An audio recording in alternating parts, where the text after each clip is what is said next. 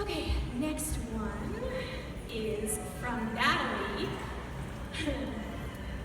I knew this question, I'm betting there's like 50 of these in here, and the question is, who will Sophie end up with? And I can tell you right now, you're not going to like the answer, and you're not going to believe me when I say this, but the answer is, seriously, I don't know. I know, I'm the author, I should know these things, right? I am down. But really, okay, so here's the thing. When I write the books, I know what plot things I'm going to do. I know what terrible things I'm going to let happen to all the kids to make their lives miserable. Because that's basically my job. By the way, I basically get to torture imaginary children for a living. It's great. So I know that. I know the plot stuff. But then I don't actually know how the characters are going to react to it. I have my theories, but a lot of times I'm wrong. When I really sit down to write the scenes, what I'm asking myself as I'm writing is, okay, so what is Sophie gonna do now? What is Keith gonna do now? What is Fitz gonna do now? What is Bianca gonna do now that this thing has happened? And sometimes the answer that feels most true to them isn't what I thought they were going to do. In fact, I think it's probably safe to talk about exile without completely, I'll be vague though, but there's something big that happens around the middle of exile. Something very sad that happens to Fitz's family. And I knew that was going to happen. I knew I was going to have that happen. And I knew that Fitz was probably going to be very angry and kind of be not very nice to Sophie. And in my head, I had assumed that Sophie was going to respond to that by being angry, because he's being mean and he deserves to have her be mad at him. And yet when I went to write those scenes, she wouldn't get angry. And I realized that Sophie would understand why Fitz was acting that way. That she had, growing up around humans, that she had experienced grief and loss, and that she knew not only how hard that was, but also that Fitz was living in a world where nobody else understood it. And so even though it hurt, even though she didn't like it, even though she wished he wasn't treating her that way, she wouldn't get mad at him, and she wouldn't get into the fights that I had planned to write. I didn't end up writing any of them, and I ended up writing the scenes that ended up in the book. And so it's kind of the same way with the relationships. Every time these plot things happen, it changes the way the characters feel about each other, and I can't know exactly what's going to happen until I'm in that moment sitting down and writing it. And so I actually don't know who Sophie is going to pick. Of course, I have theories which I'm not going to share, mostly because if I'm wrong, I'm going to look really lame. You're going to be like, she thought it was going to be this person and she was wrong about her own books. So, not going to tell you, but it is actually something that I am trying very hard not to form an opinion on, because that question's probably in the book, in the goal too. I get asked, it's like a sneaky way of trying to get around, like, well, who do you want Sophie to end up with? And the answer is, I'm trying very hard to stay neutral. I want it to be Sophie's choice, but not in the sad Meryl Streep movie kind of way.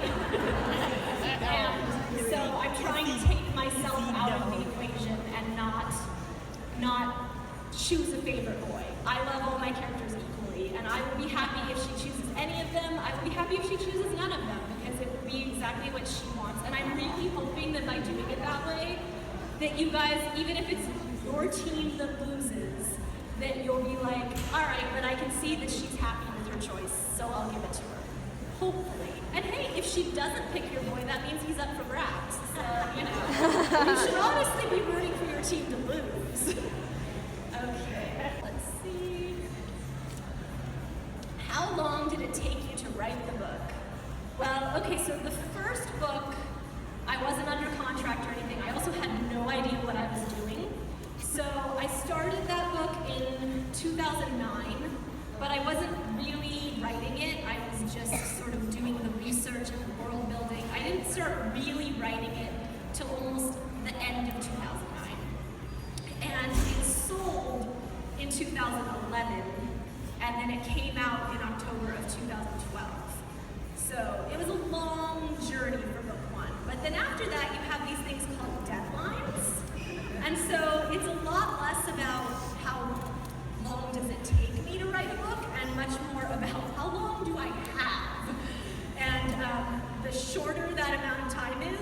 the less I get to sleep. And it just basically means that I, write 17 or 18 hours a day to make sure that I meet my deadlines or as close to my deadlines, or in the case of Lodestar, fall horribly, horribly behind and just have to keep apologizing to my editor saying, I am so sorry that the book is not done, it will be done soon. So it takes me on average 4 to 6 months to write a book, but sometimes I don't have that much time, and so I end up having to basically not sleep. My husband can testify to this. In fact, he has a job right now where he has to wake up at 5 a.m. And there are many nights where I haven't gone to bed yet when his alarm goes off. That's fun. So it's deadlines are an interesting part of life. But yeah, on average, it's 4 to 6 months. Okay, let's see. Will book number 7 be the last? Well, I kind of already said I don't know. It's amazing how much I don't know, isn't it? It's almost like I'm making this up as I go along. So I'm planning on it, but it may be that it's not, and we will see. I won't really know until I've finished book 6 and then actually start writing book 7 and start really looking at how much I still have to resolve. And I'm only a third of the way done with book 6, so it's going to be a while before I know the answer to that question. And then it'll be even, if there is an extra book in the series, it'll be even longer before I'm allowed to talk about it. So just plan on waiting a really long time before I can answer that question for real, sorry. Okay, let's see. What other books do you recommend while we wait for the next one? Oh, that's a great question. And I actually have a perfect answer because I can even embarrass somebody. One of my friends who's an author is here, Scott. Well, he goes by J. Scott Savage, so I always call him Scott, but it's actually Jeff. I'm going to make you stand up, Shannon. He's another famous author. And he writes these amazing books called The Mysteries of Cove. They are steampunk, but with dragons. And they are awesome. They are so very cool. I sort of call it The Unwanteds meets City of Ember. I don't know if either of you, if you guys have read any of those books. Also a great series, but it's kind of a world where creativity is frowned upon, and it's sort of a little bit of a dystopian world, but not like Hunger Games where you have to fight to the death or anything like that. And like I said, steampunk dragons. I feel like that kind of sells it right there. They are amazing, and I highly recommend them. Other books that I absolutely love are The Unwanteds by Lisa McMahon. I also love, there's a series by James Riley called Story Thieves, where the characters actually get to jump into books. And who doesn't want to do that? Like, they can actually go to Willy Wonka's chocolate factory and take a chocolate bar, and they go into a book that's kind of a Harry Potter. I'm not saying this in a mean way. The author types it as it's a Harry Potter ripoff, and they kind of unleash Voldemort-ish into the world, and chaos of course ensues, and they are laugh out loud funny, and I highly, highly recommend them. Okay, let's see. This one's from Bella, and how does it make you feel when you kill, maim, make certain characters evil? I probably shouldn't say it makes me super gleeful, but it's funny. It's like, on the one hand, it is fun to sort of imagine, oh, this is gonna drive my readers crazy, yes. But at the same time, I love my characters, and so it breaks my heart when I have to kill them off. Unless it's the villains, then I'm not sad at all. But there was a scene in Never Seen, there was a scene in Everglades, and there was definitely a scene in Lodestar where I was sobbing at my computer as I was typing it. Oh, God. So I would recommend keeping tissues handy. Because I'm scared. not everyone is going to make it through Lodestar, sorry. I'll tell you guys, but yeah, you got to do it, sorry guys. And that is the closest you will come to a spoiler for me. And like, on the one hand, I feel really bad for it, but then hearing all your reactions, it's like, this is really fun too. So, authors are all a little bit evil. We make up people and then we kill them. We have to be a little bit evil. Anyway. Okay, this one is from Anonymous. Let's see. Oh, you know what? This one has quite a lot of spoilers in it, so we're going to skip that one. Sorry. But it was Anonymous anyway, so they won't know. Okay, this one is from Megan. They want to know if Sophie's going to unlock any more powers. Sadly, I don't give spoilers, but you will get an answer to that question in Lodestar. So I highly recommend reading it. Which I don't think I need to recommend reading it to you guys. But okay, this one is from Natalie. She wants to know, how did you come up with the characters? And this is a weird answer, but I honestly don't know where the characters come from. I don't really plan them. I can't really say, like, I need a funny character, so who would be a funny character? Magically, a funny character pops into my head.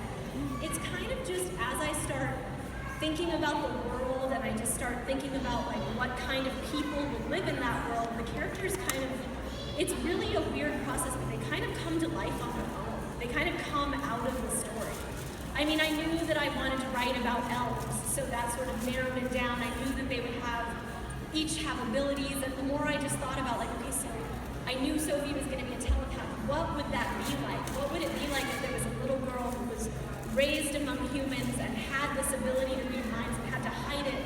How would that shape her? And she just sort of came from asking myself all those questions. Just to kind of, as writing advice, I get asked a lot this question from the standpoint of how could someone who wants to be a writer do it? I know a lot of writers work from really long character worksheets. I used to do those, but I found that they kind of became a good way to stall. Instead of writing the book, it's like, oh look, I answered 500 questions about my character. I now know what color their bedroom is and what they carry in their pockets, and you didn't actually write the book. So I found that it's good to ask a few of those questions, but for me it was better to start writing.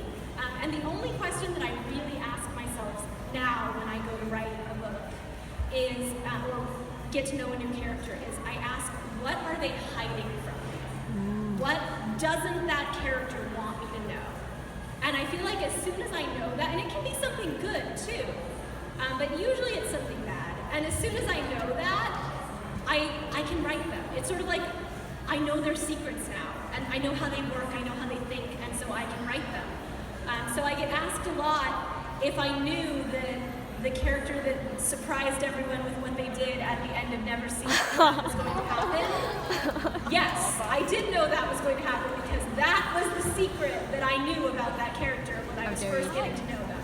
So that one I knew was coming all along, and I was kind of like waiting for it, like maniacally twiddling my fingers, waiting to see what would happen if we got to that point in the story.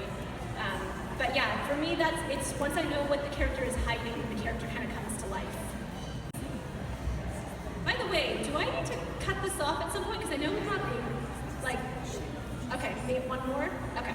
So we'll make this the last question, and then we'll go start the signing process, and you can always ask me questions as we do that.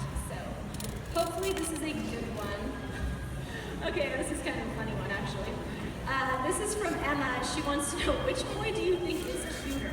I'm going to do one more question after this because my answer is kind of a short one. I feel too much like a cougar if I answer this question. I'm not going to tell you how old I am, but I am definitely not 15. So talking about the cuteness of any of these imaginary 15-year-old boys is just way in creepy territory for me. So I'm going to let you guys just decide who you think is cuter, and we'll leave it at that. Okay, so this one is from Ethan, and this will be the final question. He wants to know, will a movie ever be made? And this is a good question to end with. The answer is, it's up to Hollywood. Movies take millions and millions and millions of dollars to make. And much as I wish I just had a few, million lying around that I could make a movie for myself, I don't. So that is up to Hollywood, and the film rights are always being shopped. I have a film agent, but I have put one stipulation on it that may make it hard for a movie to ever get made. But I feel like it's important And that's why I put that stipulation on there. I have said that the only way I'm going to sell the movie rights is if the movie is animated. And I know that some people get sad about that, especially the ones who are fans of the cute boys because they want to see the cute boy actors. I get it. But if you've noticed in the books, Sophie is not aging the way that like most characters in series do. She's been in 5 books now and she's only aged about a year and a half. So if they were to do that live action, by about movie number 2, the actress playing Sophie would be ridiculously older than the character that she's playing. And by movie number 3, it would start being really weird.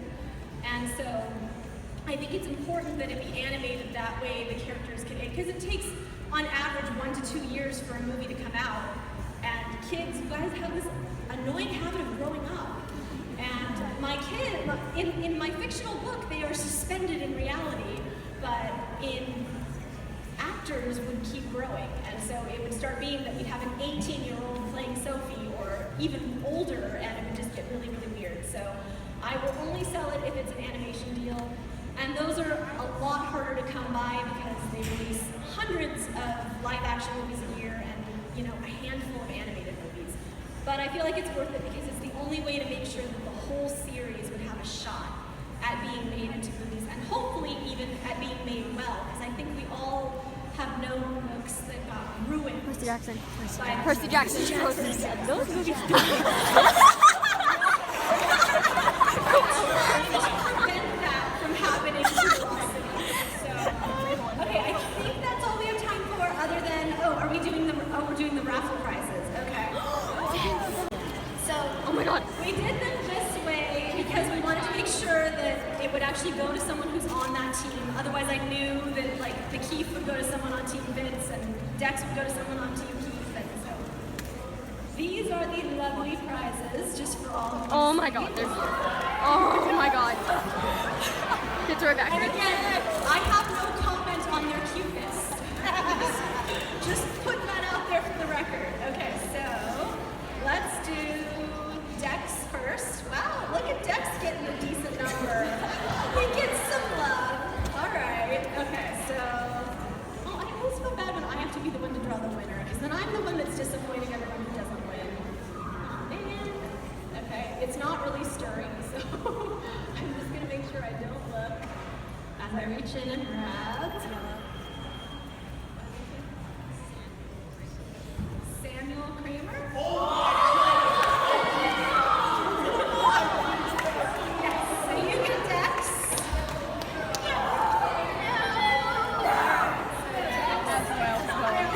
It's the kid in the Yeah, raise your hand. Okay. All right, let's do Fitz next. Come on. Gosh, over the crowd.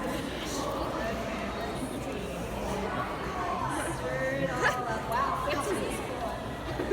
Dex's looks I'm in full. love. Fitz's is definitely fuller, and I bet a Keith's is fuller. Okay, let's see. What is that? Are you saying shaded fit? Great. Probably not going to be. Still stirring. Okay. Oh, that's true. Look at that. All right. Oh, my baby gets so loved. We need Jeopardy music for this part. Oh my god. I know, right? Okay. I want the quote that So we're Percy gonna Jackson talk coughed about off. I have a video of that. And I'm going to blindly reach in so that I can't like choose a favorite color. And No. we have Come on. Zeta Cruz. I volunteer as tribute! So she gets Fitz. Okay, and now. Don't worry, we'll make sure everyone that was in Keith gets in. We know lost. Okay. Don't worry, no one was lost. Okay. And I'm gonna look away again so I can't be biased.